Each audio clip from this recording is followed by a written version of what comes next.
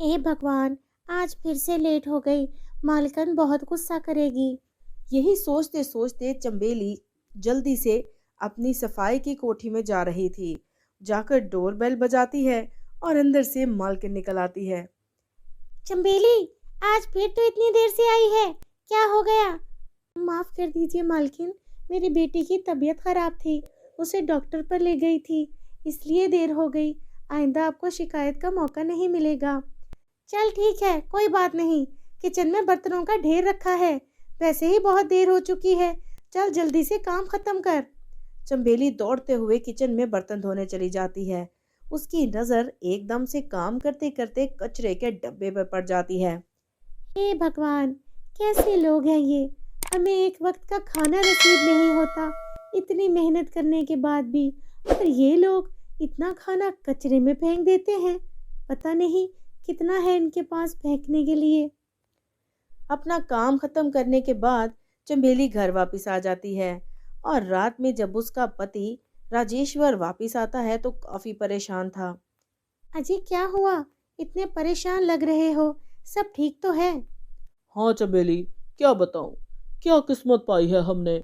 इतनी मेहनत करने के बाद भी 2 वक्त की रोटी नहीं मेरे परिवार को नसीब होती।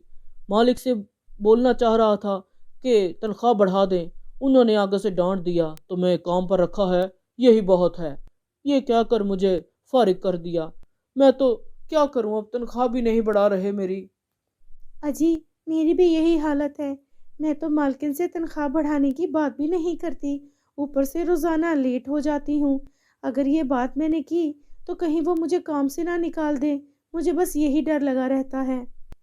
अच्छा मुन्नी कहाँ है, नजर नहीं आ रही। अजी आज दूध की बहुत जिद कर रही थी, मेरे पास था नहीं घर में, और पैसे भी नहीं थे लाने के लिए। बहुत समझाया मैंने, पर नहीं मानी तो मेरा हाथ उठ गया, फिर रोते रोते सो गई। बेटी के बारे में सुनकर राजेश्वर बहुत दुखी हो गया था। सोई हुई बच्ची के सर पर हाथ रखता है और सोचने लगता है, हे भगवान, मैं कैसा पिता हूँ। अपनी छोटी सी बच्ची, दूध भी नहीं दे पाता मैं इसको।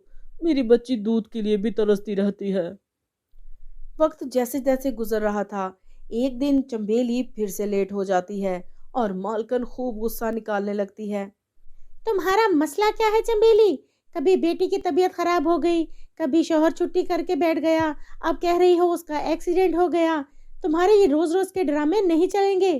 चलो अपना काम जल्दी से खत्म करो, और अगर आइंदा इतनी देर से आई ना तो मैं तुम्हें वैसे ही फारिग कर दूंगी। तुम्हारे जैसी काम करने वालियां बहुत हैं यहाँ पर, बहुत मिल जाएंगी मुझे। मालकिन की बातें सुनकर चुपचाप किचन में चंबेली बर्तन धोने चली जाती है और उसके बाद घर की साफ सफाई करके मालकिन के पास आती है। मालकन, मुझे आपसे कुछ बात करना थी। हाँ बोलो चंबेली, क्या बात है?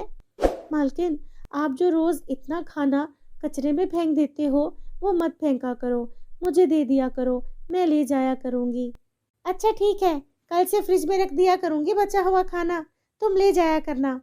और अगले दिन से मालकिन यही करती, बचा हुआ खाना फ्रिज में रख दिया करती और चंबेली उसे घर ले जाया करती।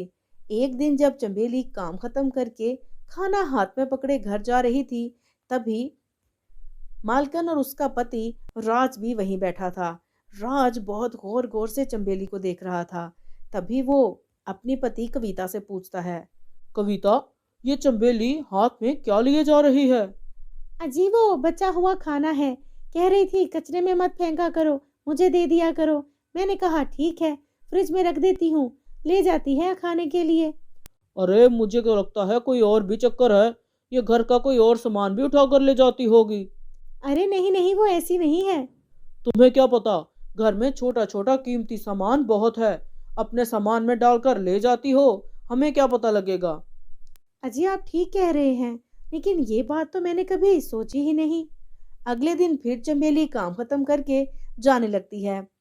मालकिन, काम खत्म हो गया, मैं जा रही हूँ। हाँ ठीक है, वो फ्रिज में खाना रखा है, ले जाना। जी मालकिन, वो ले लिया है मैंने। चंबेली खाने का शापर उठाकर अपने घर चल देती है और दोनों पति पत्नी उसका पीछा करने लगते हैं। जैसे ही वो खाना लेकर घर पहुंचती है, उसका पति उससे कहता है। अरे भाग्यवान, जल्दी से खाना दे दो, सुबह से मैं और मेरी बच्ची भूखे बैठे हैं। और जल्दी से पैकेट से खाना निकाल कर चंबेली अपने शौहर और बेटी को खिलाने लगती है। क्योंकि उसके शौहर का हाथ जख्मी था, वो खुद से खाना भी नहीं खा पा रहा था। और ये सब मंजर बाहर दोनों खड़े राज और कविता देख लेते हैं। उनकी आंखों में आंसू आ जाते हैं और वो अंदर चंबेली के घर में चले जाते हैं। चंबेली दोनों को देखकर हैरान रह जाती है। अरे मालकिन, आप और साहब जी भी साथ आए हैं। क्या हुआ? सब ठीक तो है? कोई काम था क्या? हमें माफ कर दो चंबेली, हमने तुम्हें बहुत गलत समझा। तुम्हारे घर के इतने बुरे हालात हैं, तुमने कभी बताया क्यों नहीं? बस मालकिन, क्या बताती।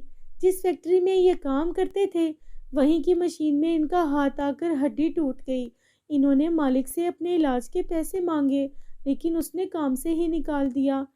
और जो मैं पैसे कमाती हूँ, वो इनकी दवा पर लग जाते हैं। घर में 2 वक्त की रोटी भी मेरे परिवार को नसीब नहीं होती। तुम हमें माफ कर दो चंबेली, हमने तुम पर शक किया, तुम्हें गलत समझा। अब हम अपनी गलती को सुधारेंगे। तुम्हारे पति का इलाज हम करवाएंगे और तुम्हारी बेटी की पढ़ाई का खर्चा भी हम उठाएंगे। ये सुनकर चंबेली खुश हो जाती है और मालिक और मालकिन का बहुत बहुत धन्यवाद करती है। तो मेरे प्यारे बच्चों, कैसी लगी आपको हमारी आज की ये कहानी? इस कहानी से हमें ये भी सबक मिला कि दूसरों की मदद करने से इंसान को बहुत ज़्यादा खुशी मिलती है। तो अगर आपको खुशी चाहिए तो ज़्यादा से ज़्यादा दूसरों की मदद किया करें।